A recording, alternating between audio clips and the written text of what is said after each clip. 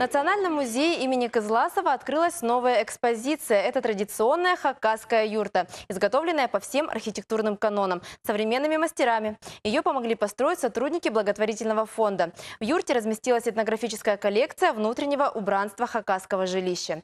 Все вещи и одежда подлинные и размещены так, как это было в древности. Юрту поставили на втором этаже музейно-культурного центра. В будущем экспозиция займет весь этаж и будет посвящена костюмам, быту и старинным жилищам.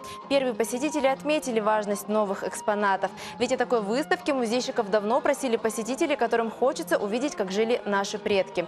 Но чтобы посмотреть ту же юрту, приходилось выезжать в Казановку или на Салбыкский курган. Сейчас для тех, кто ограничен по времени, такой необходимости нет. Все можно увидеть в одном месте.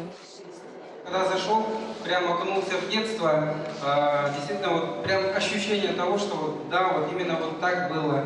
Сундуки стояли.